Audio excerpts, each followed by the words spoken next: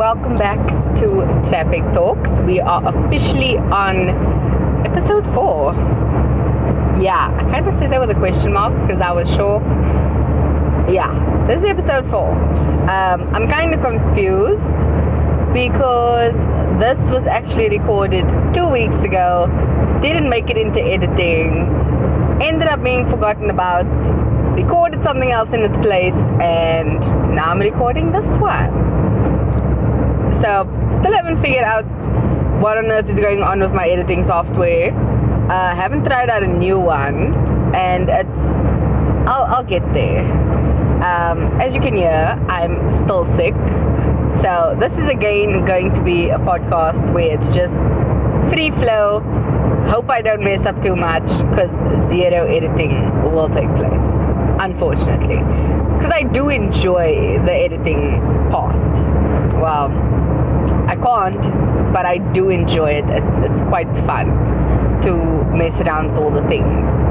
So there's that. Second thing I wanted to mention was I want to have a song of the week. Like, you know, you get like obsessed with a song, like just for a short period of time.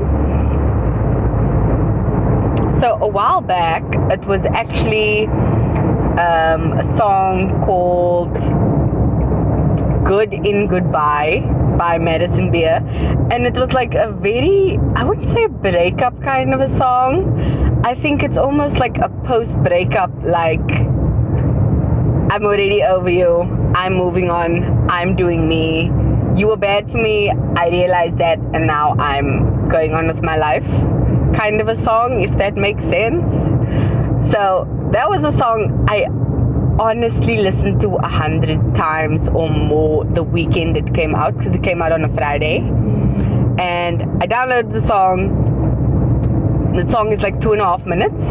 I drove 20 minutes up to fetch my mom like twice. So just that maths alone is insane. And then while I was at home, I listened to it like so many more times. Like, I've listened to that song over 100 times in the weekend it came out, which is insanity, but that's just how good the song is. So this week's song is called Sue Me by Sabrina Carpenter. It's spelled S-U-E and then space M-E. I know it sounded funny when I said it, so I thought I'd just spell it. By Sabrina Carpenter, and it's a bomb song. I can't get over it. I've listened to like the obvious, like the recorded version or album version, and then she does like an a cappella version, and that is so gorgeous because she has such a good voice. So definitely check it out if you have time. It's a brilliant song. Very similar thing. It's like a post-breakup song, but it's like a very like empowering song. I've said like 5 times, which is insanity, and I can't go edit it out. Welcome to the real world. So the theme of this week, aside from the awesome song I just recommended, is kind of a follow-up to last week's hustle culture and not obeying it kind of a thing. And it's kind of following on the side of rest and recovering, and not just giving into hustle culture and not taking time for yourself. So this week is more about rest, relaxation, and just recharging. The 3 R's, if you will. Because taking time to relax after work and taking a weekend to just recover is 2 completely different things. Having a hectic day at work and relaxing afterwards is fine. It should honestly be the norm. But recovering after a hectic week or weekend, or even just taking time to recover from an illness, which clearly I have not done, would definitely be, priority number 1. It would be the most vital thing you should do for yourself. Yet a lot of us don't. And that to me is, it's sad, but it's also bad. Those rhymed very unintentionally. Like I said, this is just me rambling and going on. I have a vague idea of how I wanted it to go, but that flew out the window when this bus tried to ram into me right about now. So I'm sorry about that. to the topic of recovery. Like taking time for yourself to, as I always say, pull yourself towards yourself. Like you said, I just lose it. So this is the time to just gather everything and shove it in one bag, so it at least is all in one place. It's kind of like acknowledging you have a problem, but you're not ready to do something about it. But just acknowledging it makes you feel better. That was me this past weekend. Like, I did the thing and I realized, like, oh, I should not have done that. But I'm not ready to deal with it. So just acknowledging it's like, I feel half better already. This is anonymous, as you guys know. So my mother this weekend, I had plans to go to an appointment and then go to a friend afterwards. My mother hijacked my day, somehow wormed her way into getting me to cancel by saying, the person will understand, it'll be fine. I mean, just ask them. And I did. And they didn't reply to my message until like the next day. So I kind of did take it as, they clearly weren't responding. And they did explain why, so I'm cool with them now, it's fine. But still, the fact that she got me to cancel plans I had honestly been looking forward to the entire week was upsetting.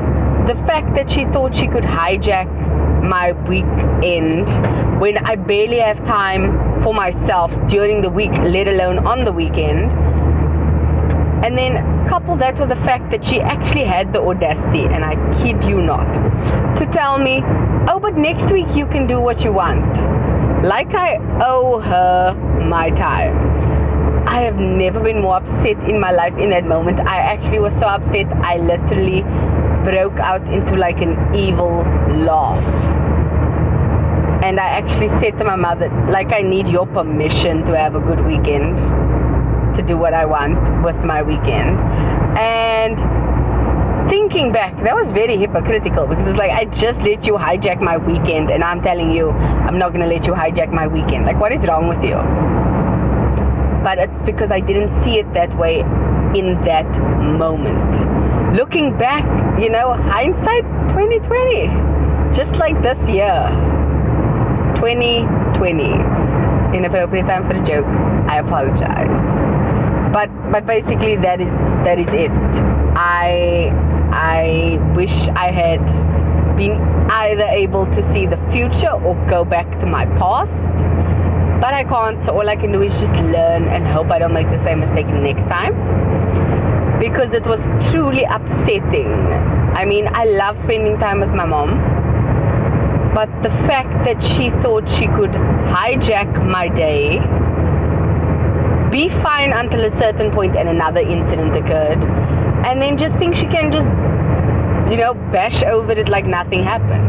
Because later in that day, she actually said, but she wasn't speaking directly to me, it was more of a general thing, but she did say, I do so much for you guys and you guys do nothing for me. I had gotten a birthday voucher. I had taken her to the store that's like 35 minutes away from our house. Okay, driven all the way there, and I let her use my voucher, and she bought nothing for me with that voucher. And then she has the audacity to say that us as a whole do nothing. I was like, this is not the royal we. Be specific or don't mention it, because that is just not fair to those who do things for you. So I was highly upset. My day was basically ruined. I had gotten a whole bunch of birthday vouchers for my birthday from various places. So I'd gotten a Simply Asia voucher of $50 that they loaded onto my card, a Macro voucher which we used Saturday, and various other vouchers that I've either used or still plan on using, because I'm like within the bracket of time that they give.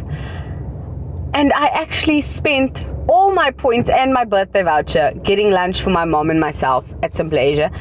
And this woman was going on even till the next day about, can no one just like take over making lunch one day a week? And I swear to you, I went off pop and I said, but did I not get us lunch yesterday? And she's like, that was one meal. I mean, how many times did I cook for you? I was so over it. Like, so over it. So I ended up kind of just blocking out my Sunday and just doing me. So I did some skincare, I rearranged some things, I redecorated my door, I put up a whole bunch of things, cleared out a whole bunch of things. I was literally walking around like Father Christmas, just carrying all sorts of things out and away, and that made me happy. Because like I'm really on this, as I've said multiple times before, this whole decluttering and minimizing kind of a thing. This is still a topic I plan on broaching, but minimalism is not something I feel I subscribe to, simply for the fact that there are too many areas in my life where I'm a maximalist. For example, coffee. I have 3 different machines for coffee alone, and that does not include the one I have at my current job, where the boss actually got an espresso machine for a previous employee, and he supplies us with espresso pods of various brands. So we got Starbucks, we got importers, we've got the Checkers Nespresso pod compatible pod things. So I mean, it's excessive. At home I have almost every shape of baking pan you can imagine, in every size, because I love to bake. We have, well, personally, I have an excessive amount of technology. I love tech things. Like my previous few phones, I still have them and still use them because they still work, and I am actually expecting an upgrade. So like my current phone is working fine, it just needs to be upgraded because the contract is being renewed, and it's pointless not getting a phone on the contract, especially because when I upgrade I usually get a cheaper package, a better phone, and a better price, which is once again just the thrifted things that I do. And I'm very like frugal when it comes to things. Anything that I can do to get anything I can do to not get a quick buck, but kind of like save money and find a way to make it frugal. Because certain things I do get excessive about. Like if I want something really good quality, as I mentioned, I will save up and wait and find a sale and eventually buy it. But it will be expensive and it will be a very good quality. But for the most part, I'm really conscious about how I spend my money. Anyway, back to the point that I was trying to make, which I have clearly gotten too far left that I've actually forgotten it. Oh, recovering. So, Sunday was spent just trying to kind of do me for the weekend. Like I said, skincare is something I need to get into. So I bought a small little travel / trial size, face wash, toner, day and night cream kind of a thing, which I'm using, and I'm just exhausted because it's a lot of work. So there's that. And Sunday's a good day because you can do like the whole thing. I do love doing face masks. So adding that to a Sunday routine is cool. Having my Sunday, be a day for me was nice. My brother actually made lunch on Sunday. He made homemade burgers, which was really, really nice because he's really good at making like meats. I'm good at making like chicken, if that makes sense. So that's just how we did it. And I was just cleaning up, throwing out, and like making my plans and prepping, because I truly enjoy like cleaning up and clearing out. Like even just washing dishes, I spent about an hour and a half cooking my food for Monday and Tuesday for lunch, and then cleaning up the kitchen afterwards. Like I washed the dishes, dried the dishes, washed some more dishes. Like that's what I was doing, and I thoroughly enjoyed it. So I was doing what I wanted to do, not doing it because someone else forced me and said, like, can you please do this? Can you please do that? It was out of my own volition that I did it. And I think that is the most important thing.